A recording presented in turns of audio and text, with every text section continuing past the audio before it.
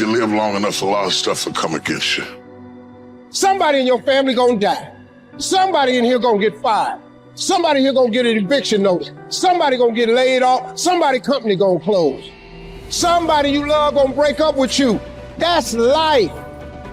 But what you gonna do about it though? Life has a way of humbling you. Life will make you shut up. Life will mute you. Shut you down.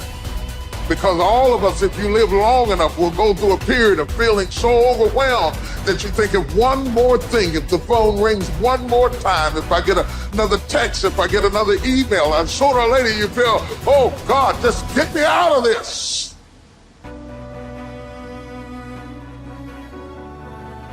If somebody came and knocked you down, boom, and ain't nothing you can do about it. But if I come back a week later and you're still on the ground, we got a problem. And some of you say, Eric, it ain't my fault. You're right. The way you were born, what happened to you is not your fault. But doggone it, you still on the ground after 20 years? You have absolutely nothing to do with what happened to you. It's not your fault. You got knocked on the ground. You had absolutely nothing to do with that. And I'm not blaming you for that. But if I come back a week later and you're still on the ground, that's your fault. If I come back a year later, you still on the ground, that's your fault. If you get knocked down, there's nothing you can do about it. But getting back up has every single thing to do with you. And you will promise me that from this day forward, you will not be defeated. You don't belong at the bottom, and it's time for you to get your butt from down there. It's time for you to stop being comfortable at the bottom. Get your butt up and get to where you're supposed to be.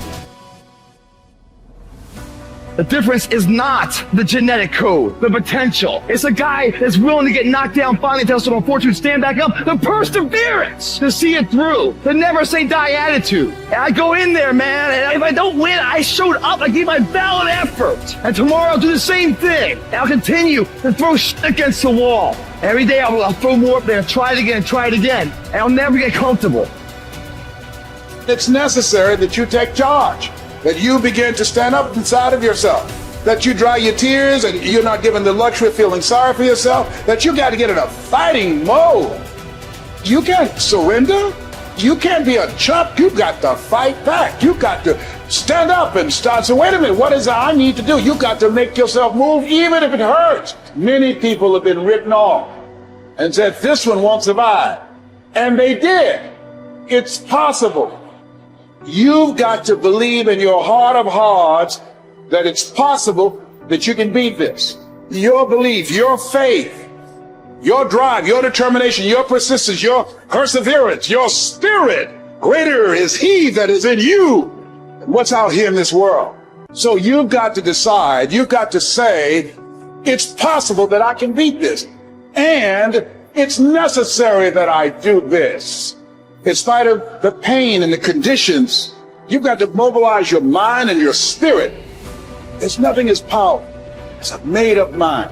You want affirmation? Look yourself in the mirror and say, I think I can. I think I can. I think I can. I know I can. You're built to walk uphill. And when you reach the pinnacle of the hill, you want to stop and appreciate the vision, but the next thing you want is a higher hill in the distance, because it's the uphill climb that it's from the uphill climb that we derive our value. And I mean this technically. So almost all the positive emotion we feel, especially the emotion that fills us with enthusiasm, and that's to be filled with the Spirit of God, by the way, because that's what enthusiasm means. That's experienced in relationship to a goal. And so in some sense, and this is part of the religious enterprise, you want a goal that you can never attain, right? So you can always move closer to the goal that recedes as you move towards it. You think, well, that's frustrating. It's like Sisyphus pushing the rock uphill. But it's not, because as you pursue that goal, you put yourself together and your life does get better and richer and more abundant. And that's why the highest levels of virtue and goal are in some sense transcendent. You want them to be above everything you're doing so you can continually move towards something that's more sublime and better. That's what you are. You're here to live, not to sleep. And the problem with the vision of Mai Tais on the beach is that, well, first of all, that's a vision of drug-induced unconsciousness. Second, it's only going to work for about a week. Third, you're going to be a laughingstock in a month and depressed and aimless and goalless. You want a horizon of ever expanding possibility. And so it does happen to people because they've staked their soul on the attainment of an instrumental goal. And it can be a pretty high order goal, but then you think, well, now I'm there. Now what? Well, the answer can't be, well, I'm going to live in the lap of luxury and never have to leave the face. What do you want to be? A giant infant with a gold bottle? You never have to do anything but lay in your back and suck. It's like, well, you see the problem with that as a conceptualization.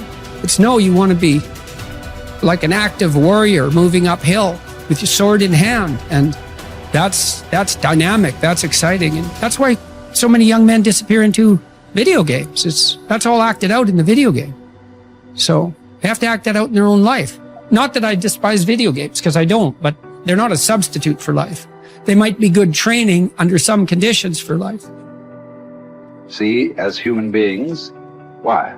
The only reason why we are dominating every other creature, including massive creatures, much bigger than us, more powerful, faster, quicker, in strength, in capabilities, why we are dominating all of them is our ability to use tools, isn't it? So do not underestimate the power of the tools. If I ask you to unscrew this screw in this furniture, you try with your hands, your fingers, your fingernails, they will all break and bleed, but the screw stays right there. I give you a little screwdriver, but you don't know how to use.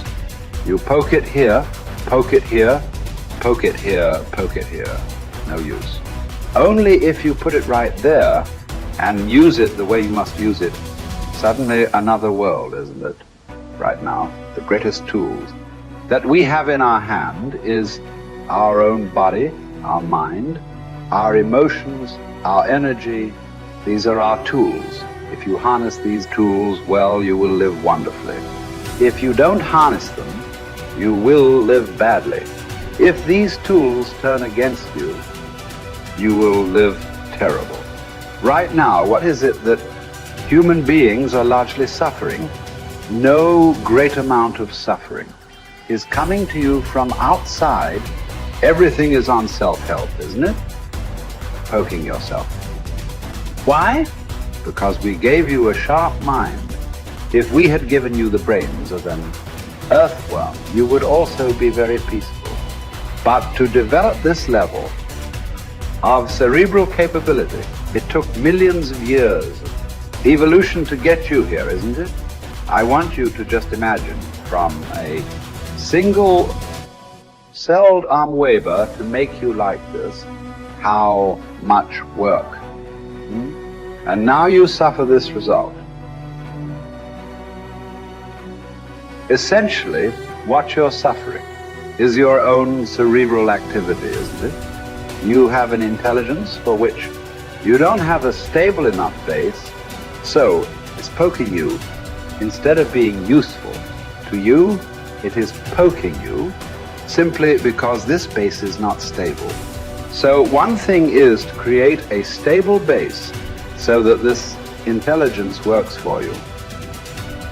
We have a huge frontal lobe, and it's 40% of our entire brain. And most people, when they have a thought, they just think that that's the truth. And I think one of my greatest realizations in my own journey was just because you have a thought doesn't necessarily mean it's true.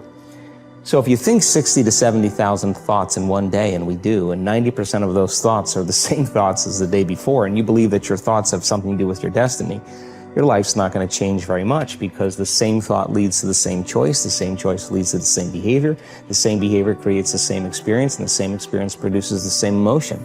And so then the act of becoming conscious of this process to begin to become more aware of how you think, how you act, and how you feel. It's called metacognition. And so then, why is that important? Because the more conscious you become of those unconscious states of mind and body, the less likely you're going to go unconscious during the day. And that thought is not going to slip by your awareness unchecked, because it means to know thyself. The word meditation means to become familiar with.